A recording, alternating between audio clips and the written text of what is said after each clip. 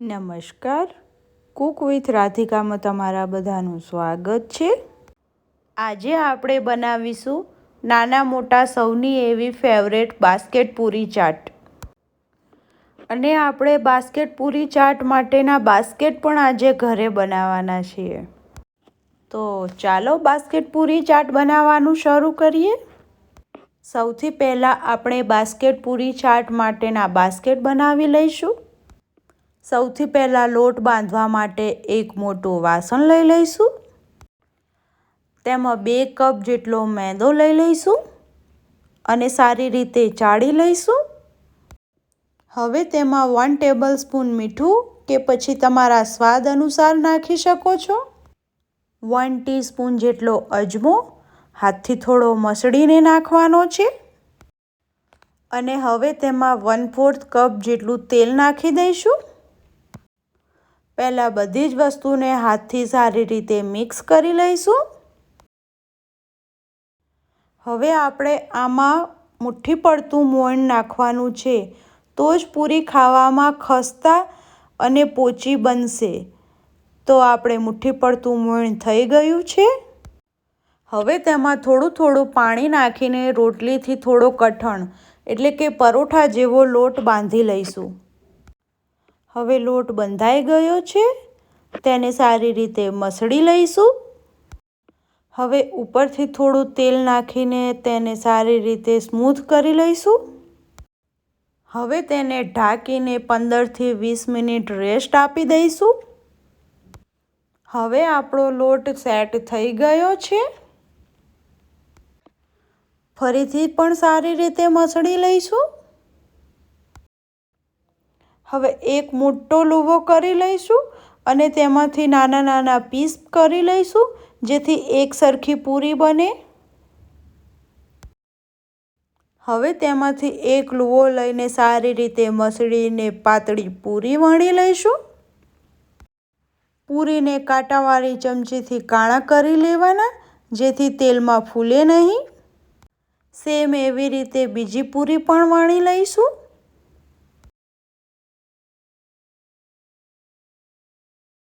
હવે બજારમાં easily basket પૂરી માટેના મોલ્ડ મળી રહે છે, તે લઈ લેવાનું।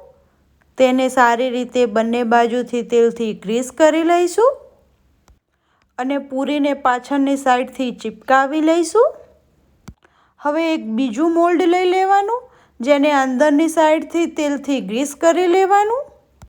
હવે 2 મોલ્ડની વચ્ચે પૂરી સેટ કરી દેવાની, જેથી આપણી બાસ્કેટનો શેપ એકદમ પરફેક્ટ આવે અને જે ઉપરથી વધારાનો લોટ હોય તે રિમૂવ કરી લેવાનો।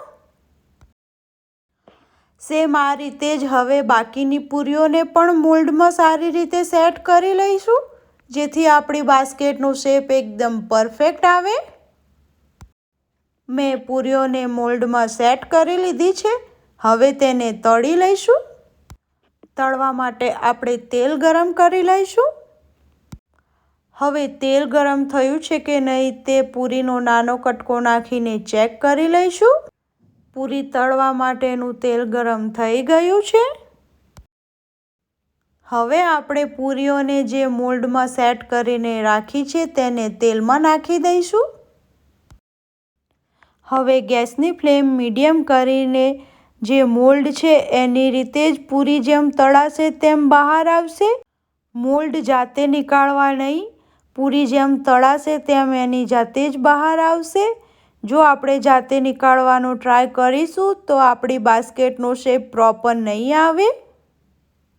હવે આપણા મોલ્ડ ધીરે ધીરે છૂટા પડી રહ્યા છે, તો તેને સાણસીની મદદથી બહાર નીકાળી દઈશું। મેં બધા જ મોલ્ડ બહાર નીકાળી દીધા છે। હવે પૂરીને સારી રીતે તળી લઈશું બંને બાજુથી। પૂરી તળાઈને ગોલ્ડન બ્રાઉન થઈ ગઈ છે। હવે તેને બહાર નીકાળી દઈશું। તમે જોઈ શકો છો કે બાસ્કેટનો શેપ એકદમ પરફેક્ટ આવ્યો છે, કારણ કે આપણે 2 મોલ્ડનો યુઝ કરીને બનાવી છે, એટલા માટે પરફેક્ટ આવ્યો છે। હવે સેમ આ રીતે આપણે બીજા બાસ્કેટ પણ બનાવી લઈશું।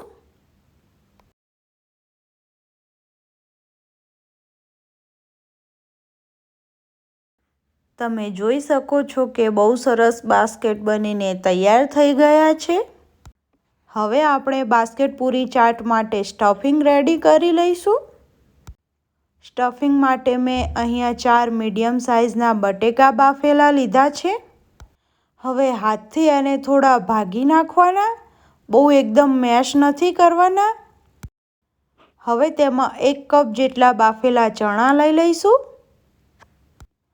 તેમાં 1 ટીસ્પૂન મીઠું અને હાફ ટેબલ સ્પૂન લાલ મરચું પાવડર એડ કરી દઈશું। હવે બધી જ વસ્તુને હાથથી સારી રીતે મિક્સ કરી લઈશું। સ્ટફિંગ રેડી થઈ ગયું છે। હવે બાસ્કેટ પૂરી ચાટને સર્વ કરવા માટે મેં અહીંયા આટલી વસ્તુ લીધી છે, જેમાં ઝીણું સમારેલું ટામેટું, ઝીણી સમારેલી ડુંગળી, દાડમના દાણા, મસાલા સીંગ, ખાટી મીઠી ખજૂર આમલીની ચટણી, ગ્રીન ચટણી, કોથમીરના પાન, બેસનની સેવ, ચાટ મસાલો, સ્ટફિંગ અને બનાવેલા બાસ્કેટ। હવે બાસ્કેટમાં સૌથી પહેલાં સ્ટફિંગ એડ કરી દઈશું। હવે ઝીણું સમારેલું ટામેટું એડ કરી દઈશું બધામાં, ઝીણી સમારેલી ડુંગળી, દાડમના દાણા, મસાલા સીંગ, કોથમીર મરચાંની ગ્રીન ચટણી, ખજૂર આમલીની ખાટી મીઠી ચટણી, કોથમીરના પાન, બેસનની સેવ અને લાસ્ટમાં ચાટ મસાલો નાખીને ગાર્નિશ કરી લઈશું। અહીંયા મેં ખજૂર આમલીની ખાટી મીઠી ચટણી, કોથમીર મરચાંની ગ્રીન ચટણી, મસાલા સીંગ અને બેસનની સેવ હોમમેડ લીધી છે। આ રેસીપી મેં પહેલાં ચેનલમાં બતાવી દીધી છે અને તેની લિંક પણ ડિસ્ક્રિપ્શન બોક્સમાં આપી દઉં છું। આપણી બાસ્કેટ પૂરી ચાટ બનીને તૈયાર છે।